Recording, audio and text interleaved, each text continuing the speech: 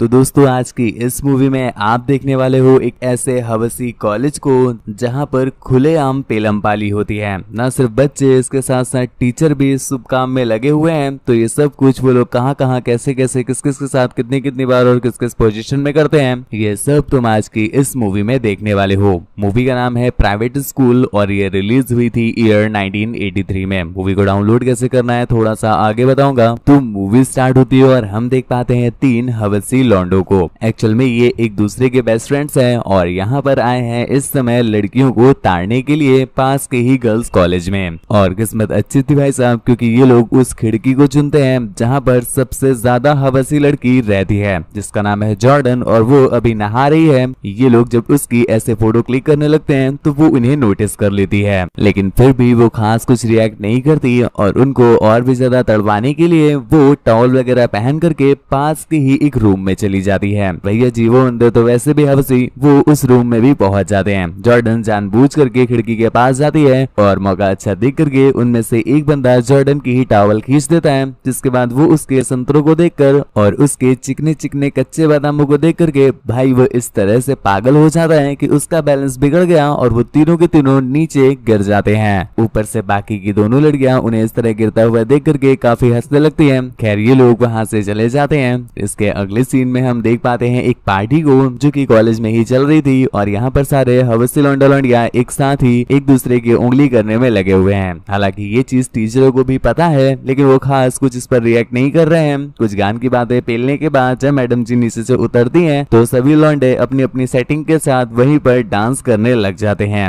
Dance तो सिर्फ हमें दिखाने के लिए है, इसके पीछे उनकी उंगलियां तो कहीं और ही जा रही हैं। इनमें से ही एक तोता मैना, क्रिस और जिम भी होते हैं जो एक दूसरे के साथ उंगली करते हुए डांस कर रहे थे। दूर खड़ी जॉर्डन जिसकी ये सब कुछ देख करके झाड़ियां जल रही हैं। खैर ये हवस मैच काफी देर तक चलता है और फिर उसके बाद यहाँ की जो प्रिंसिपल होती है वो सभी बच्चों को अपने ऑफिस में ले जाती है, क्योंकि वो उन्हें कोई नया प्रोजेक्ट दिखाने वाली थी जो कि उनके ही स्कूल में अप्लाई होने वाला है। पर यहाँ पर भैया जी प्रोजेक्ट इतना ज्यादा हवसी होगा हमने भी इमेजिन नहीं किया था, क्योंकि उनके ऑफिस में बूबा और एक लड़की नैन्सी दोनों नैन मटक्का करते हुए सुई में धागा डाल रहे थे। अब भैया जी टीचर को खुद भी नहीं पता था कि ये लोग यहाँ पर पेलम पिलाई कर रहे हैं। वो तो अपना प्रोजेक्ट दिखाने लाई थी और इन तोता मैंने सोचा कि आज तो सभी लोग पार्टी में दारू पी रहे होंगे, पर इन्हें क्या पता था कि यहाँ की प्रिंसिपल तूतिया है। खैर छोड़ो, अब तो यहाँ पर इनका गंदा कट ही चुका है। जिसके अगले दिन हम देख पाते हैं कि एक बायो की टीचर उन्हें हाँ सही समझे वही का ज्ञान दे रही होती है। तो यहाँ पर जॉर्डन उनसे लॉन्डो के पेलन यंत्र के बारे में तरह तरह के क्वेश्चन करने लगती है। हालांकि उसे तो सब कुछ पता है, भैया इसका बस चले तो ये इस चीज पर पूरी पीएचडी कर दे और तुम्हें एक किताब भी लिख के दे दे। पर फिर भी वो ज्ञान की बातें इसलिए पेल रही है ताकि वो टीचर की मौज ले सके। कुछ देर के बाद जब क्लासेस खत्म हो जाती हैं तो स्टूडेंट्स जाते हैं हॉर्स राइडिंग के लिए और यहीं पर अपने तोता मैना, जिम और क्रिश बैठे हुए थे। तभी जॉर्डन एक घोड़े की सवारी करते हुए, घोड़े बोला है घोड़े, हॉर्स की सवारी करते हुए वहां पर आती है और जिम को अपनी तरफ अट्रैक्ट करने के लिए अपनी शर्ट के बटन खोल करके अपने संतरों को उससे दिखाने लगती है।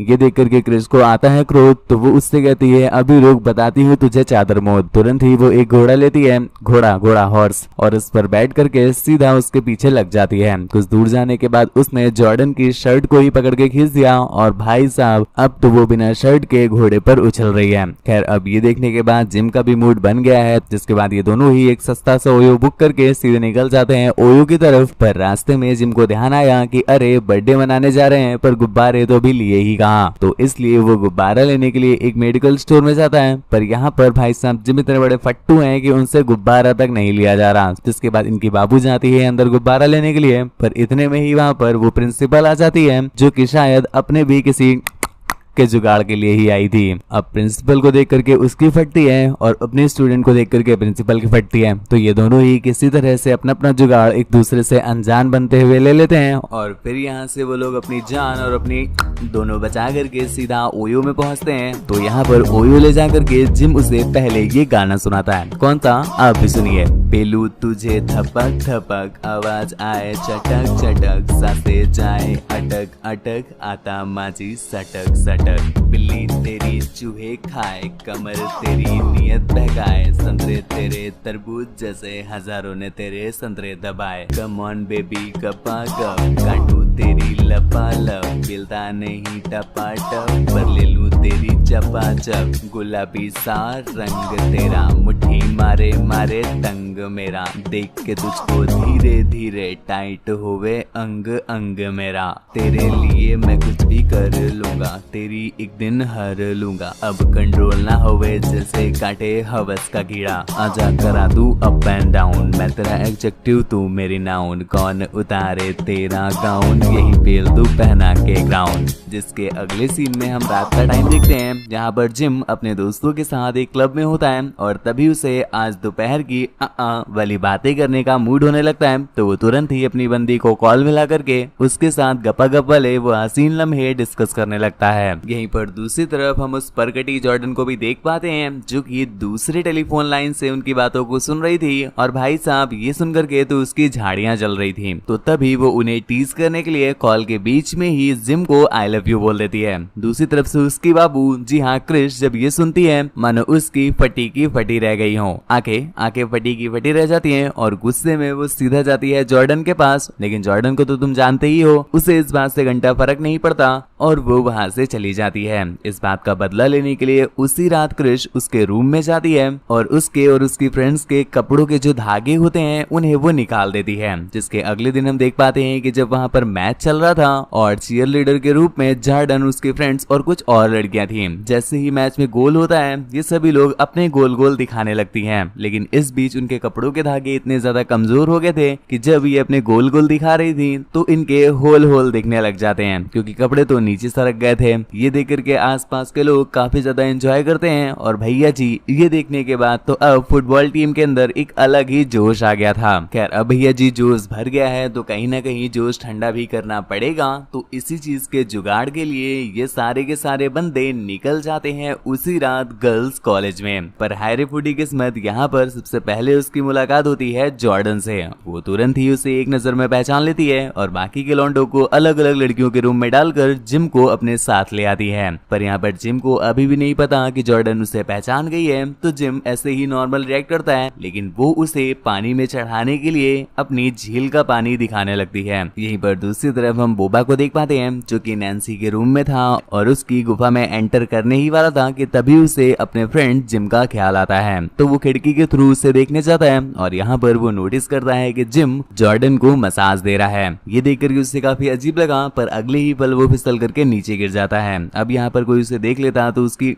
लगी जाती, इसलिए वो जल्दी से उठ करके वॉशरूम में चला जाता है। यहाँ पर बहुत सारी लड़कियां थी जो कि नंगी पुंगी होकर के नहा रही थी और ये देखने के बाद तो भाई साहब बंदे की मानो लॉटरी ही लग गई हो। यहीं पर दूसरी तरफ हम देख पाते हैं जॉर्डन अब अपना बदला लेने के लिए जिम के सारे बाल निकाल देती है और वहीं पर चीखने लगती है, इसलिए वो अपना बचाने के लिए तुरंत वहां से भागता है। पर अनफॉर्चुनेटली भागते भागते उसकी बाबू क्रिश उसे जॉर्डन के रूम से निकलते हुए देख लेती है और इस चीज को देख करके वो जिम से नाराज हो जाती है, उससे बात वगैरह करना बंद कर देती है। और अब काफी दिन बीत गए हैं लेकिन अभी भी क्रिस ने जिम से कोई भी बात नहीं की है। यहीं पर दूसरी तरफ हम जॉर्डन को देख पाते हैं। गुरु, अगर तुम्हें ऐसा लगता है कि जॉर्डन बहुत बड़ी हवसी है तो हम आपको क्लियर कर दें कि जॉर्डन है किसकी बेटी, अपने ही बाप की, और वो उससे भी ज्यादा हवस के अल्ट्रा प्रो मैक्स हैं, क्योंकि यहाँ पर उन्हें जिस किसी की भी गुच्ची पसंद आती है वो बस उससे ही शादी कर लेते हैं। ऑलरेडी कई सारी लड़कियों के साथ शादी करके ये लाइन लगा चुके हैं और अब एक बार फिर नई बंदी के साथ शादी करके उसकी पेरेंट्स मीटिंग में उससे मिलने आए हैं। सोचो कितना अजीब लगता होगा बेचारी लड़की को, पिछली पेरेंट्स मीटिंग में उसकी कोई और मम्मी आई थी और अगली पेरेंट्स मीटिंग में कोई और मम्मी आ रही।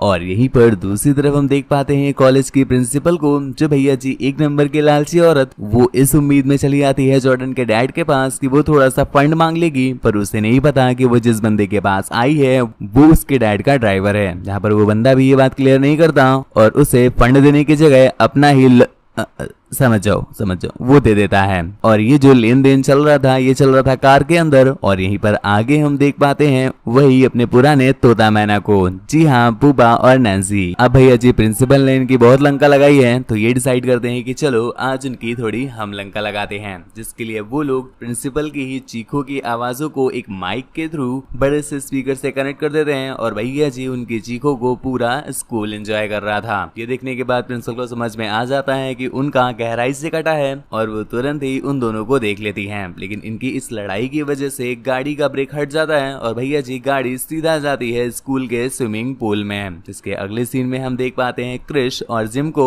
बिटिया उसे सीधा लेकर के पहुंची है एक सस्ते ओयो में और यहाँ पर वो टांगे खोल के कुंडी ना खटकाओ राजा सीधे अंदर आओ राजा वाला गाना सुनाती है और राजा भी ज्यादा देरी ना करते हुए निकाल के अपना बाजा सीधा उसकी गुफा में घुस जाते हैं। और यहीं पर दूसरी तरफ हम देख पाते हैं कॉलेज के कुछ हवसी लौंडों को जो कि आपस में शर्त लगाते हैं बूबा से, अगर तुम असली मर्द हो तो जॉर्डन को अपने कमरे में बुलाओ और उसके सारे कपड़े उतार के दिखाओ। बूबा को भी ये बात उसके दिल पे लग जाती है। जिसके बाद वो जॉर्डन के पास जाता है और उसके पास जाकर कुछ ज्ञान की बातें पेलने लगता है और इसी बीच वो जानबूझ करके शैंपेन की बोतल उसके ऊपर ही उड़ेल देता है। अब भाई साहब उसके कपड़े गंदे हो गए, साला जॉनी से इंस्पिरेशन ले रहा है। हाँ, देखा होगा जॉनी साला पहले कपड़े डालेगा और फिर बाद में कपड़े उतारेगा। और अब भैया जी बिटिया भी मजबूर है तो कपड़े उतारने ही पड़ेंगे। लौंडे भी परम हरामी थे, वो उसकी टॉवल भी खींच लेते हैं जो उस बेचारी ने पहनी थी और यहाँ पर उसका गहरा कट जाता है। दूसरी तरफ हम देख पाते हैं वही हवसी तोता मैना को जिनसे अब इतना भी सबर नहीं हो रहा है कि साले समुद्र किनारे ही बिल्कुल चुम्मा चाटी करना स्टार्ट कर दिए और वहीं पर पलटा के पेलने लगते हैं। खैर इनकी इसी पेलम पिलाई के साथ ये मूवी यहीं पर एंड हो जाती है। गुरु तुम्हें मूवी कैसी लगी हमें नीचे कमेंट करके जरूर बताना और मूवी डाउनलोड करनी हो तो टेलीग्राम पर आ जाना। मुझसे बात वगैरह करना चाहते हो या मुझे देखना चाहते हो तो इंस्टा पर फॉलो कर लेना। इंस्टा तुम्हें स्क्रीन पर दिख रहा है और लिंक नीचे डिस्क्रिप्शन में दिया हुआ है। और हाँ, ऐसी ही और भी ज्यादा तगड़ी तगड़ी मूवीज को देखने के लिए चैनल को सब्सक्राइब करना बिल्कुल भी ना भूलें क्योंकि इन मूवीज का तो कोई जोड़िच नहीं। और हाँ, वीडियो को एक छोटा सा लाइक कर दिया करो मेरे भाई क्योंकि हम इसी उम्मीद के साथ वीडियो बनाते। अबे हमको छोड़ो यार, तुम लोग खुद अगर फेसबुक में फोटो डालते हो, इंस्टाग्राम में फोटो डालते हो तो खुद सोचते हो कि यार लाइक पे लाइक आ जाए, मजा आ जाएगा।